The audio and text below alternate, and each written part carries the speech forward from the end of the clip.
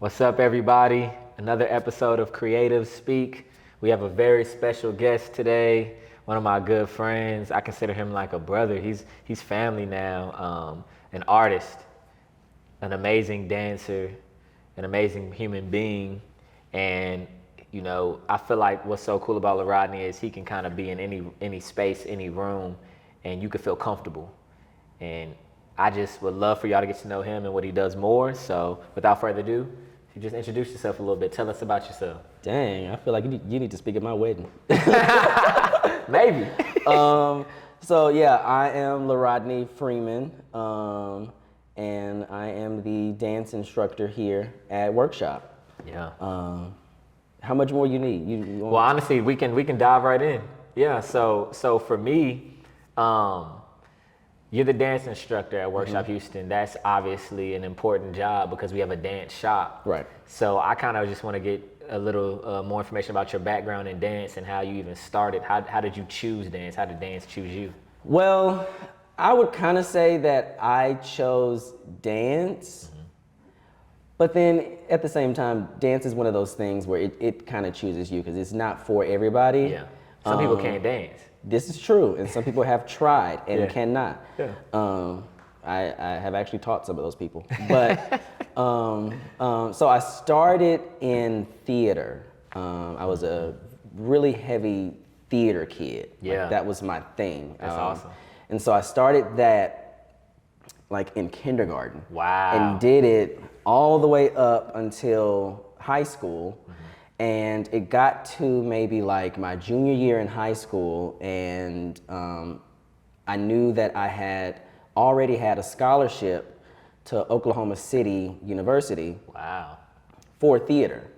And so in my head, I was like, well, if I'm gonna be doing theater in college, I'm probably gonna be in musicals, probably gonna be dancing in some kind of way, so let me see if I can audition for the district-wide dance company. Wow. Because I had a lot of friends that were also in theater that did the company as well. Okay. And so I was just like, okay. And I had seen them perform at like pep rallies. I had been to their, winter shows and This is high spring school. shows. This is high school. Yeah.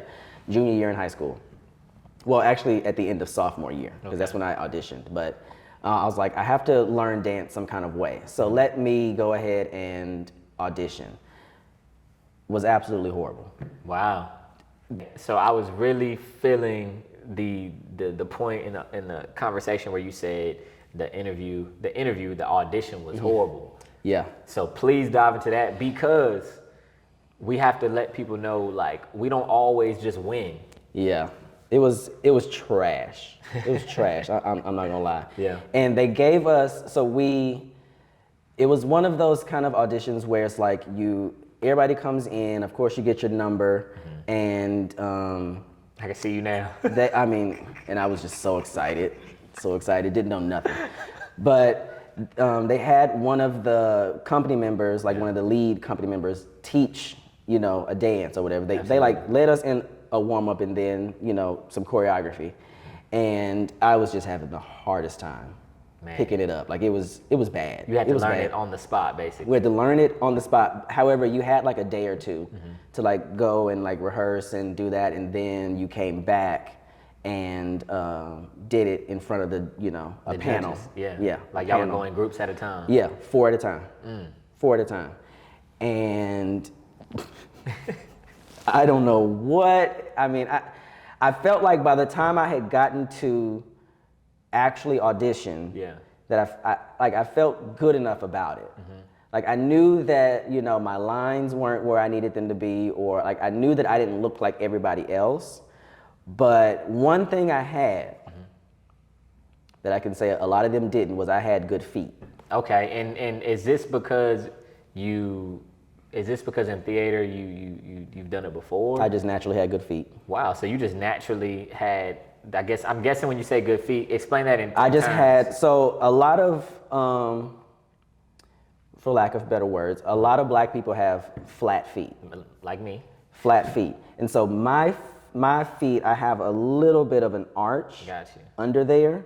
And so it just allows a little bit more, like the top of my foot and my ankle can go just a little bit further than a regular flat foot. You know, you got me thinking, do we have flat feet because of something to do with like our ancestors and maybe most the definitely. line of work that Most we were definitely. forced to do? I mean, it goes further back than that. Yeah. It goes further back Maybe than like, that. where were you geography-wise? We just weren't conditioned to point our feet. Yeah. And so white people were? I'm just wondering. I mean, it may be a geographical thing. That's not anything that I've studied. Gotcha. But it may be a geographical thing, you know, where we were versus where they were in the mountains and, you know, things like that. Yeah. I don't know. Okay. I don't know. Well, I know I took that to the side a little bit, but I think that's a beautiful part about dance is that technicalities like that matter. Yeah. So what happened? Did you make the I ended the up, team? well, I was very nervous because I knew that I had completely bombed the whole thing. I knew that it was horrible because midway through I forgot and I just stood still. Oh man. And then I just started like doing something. Yeah. I started doing something. And so then at the end of it, like the next day, she like posts who made it outside the door. And so everybody's like rushing to her classroom to see the list. And I looked at the list and I saw that I had made it. My man. And I was like, you're like, whoa. did they really see me? Or and then there's the factor of a lot of times when it comes to dance companies and dance teams in schools, you don't see a lot of boys. Yeah. And so a lot of times people accept the boys for the sake of having boys on the team. Absolutely. And if boys show interest, then sometimes that's enough.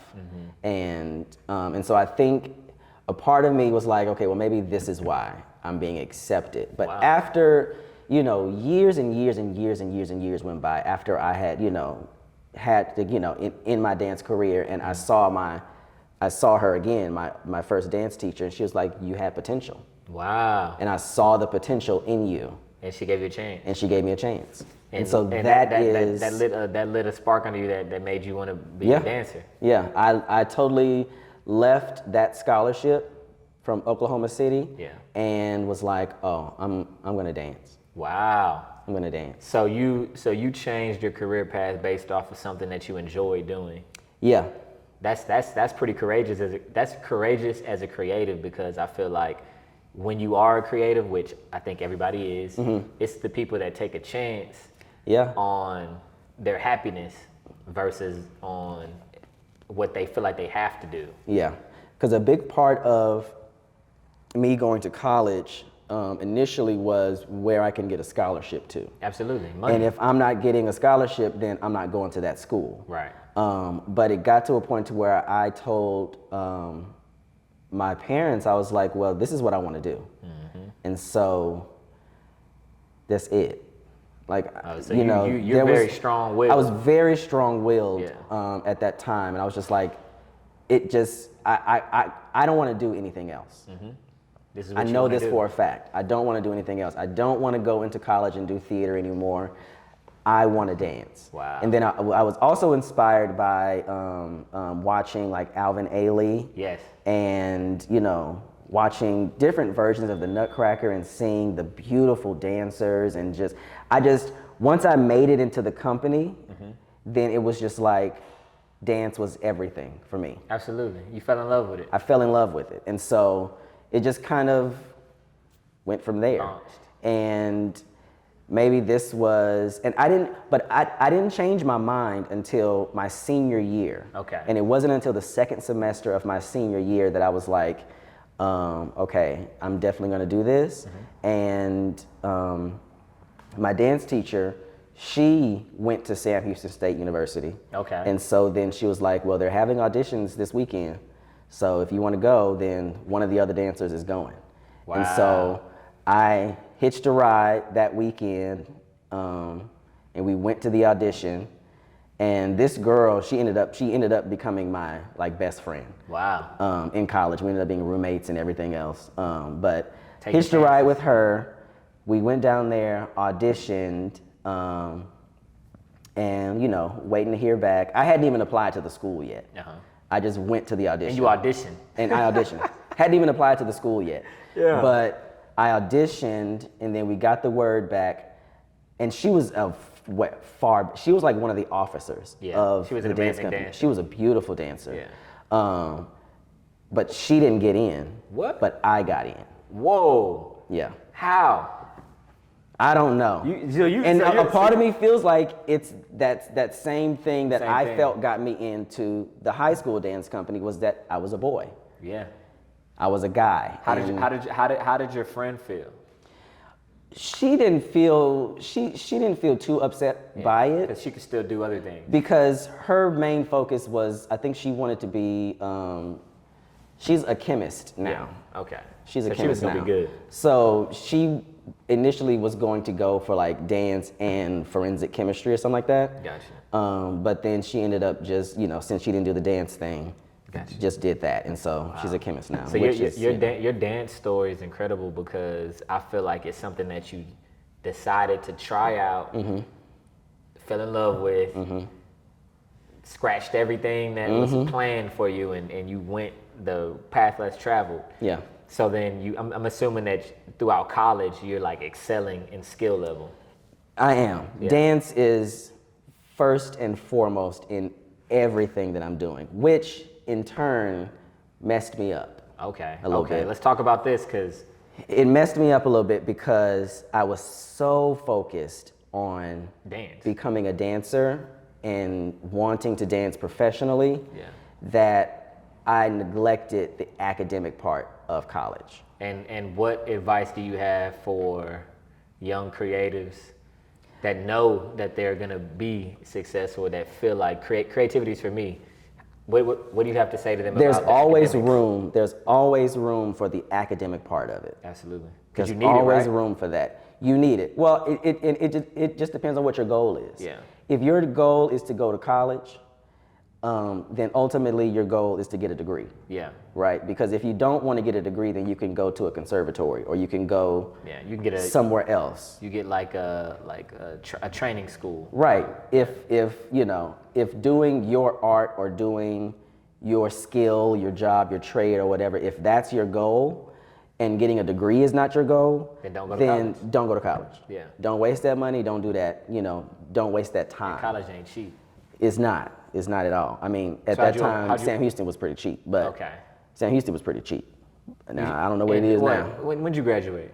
I didn't graduate. Okay, so yeah. So what would you say? Did you overcome the struggle, or did you just? Well, I would say that it's not necessarily a struggle. Now, do I want to go back and finish and get my degree because I'm so close? Absolutely. Yeah. But had I not taken that time, had I not taken that time to do to focus so much on dance, I wouldn't be where I am now. Absolutely. Within the dance community here in Houston and, all of that. So you made a name for yourself in the community? I would like to believe that I have, yes. And that's because it sounds like, look, I'm a relate it to like one of my favorite artists, controversial, whatever, Kanye, college dropout. Oh, okay. College dropout. Uh-huh. A lot of people need to finish school to be successful. Some people don't finish school, but that don't stop their grind, their hunger, and they put it all into their craft, and then they become big. Yeah. So I'm saying for you, you just sound like somebody that an obstacle came in your way that would make many people maybe quit, change paths. It sounds like you just bet on yourself. Yeah, and you I just kept going. I kept going. And even though my mom was just not, she's like, no, you need to get your degree, or if you never get your degree, then you need to just come back home. And I told her when I left, I said, I'm not coming back home. I'm not coming back home. And it wasn't because it was just like I had a bad life at home. That wasn't the case at all. Like we had love and everything, but I just knew that if I came back home, then I would feel like a failure. Yeah, you weren't about to do that. And I didn't want to do that. Yeah. But that's not saying that, I'll say this right now. If you need to go back home, go back home. Yeah, everybody's different. Right. If you need to go back home, go back home. And it's it's wonderful when you have a home to go back to, and you have space like that where you have parents that provide that for you. Because not everybody has, people don't have that. A lot of people don't have that. So, and that's unfortunate. But as for me, I knew that if I went back home, then I would just have to be like starting completely over. You might not have as much drive because you would be safe. I'd be very safe. Yeah. I'd be very safe. And then I knew I probably would have to, I would need to make money some kind of way. I would need to get a regular job. And I was just like, Yeah. I was never fit to do those things. I worked at Walmart for. And it wasn't for you. Probably about 4 months. 4 months, and I just never went back. Yeah. Didn't even give a 2 weeks notice or nothing. I just never went back. This is real special. So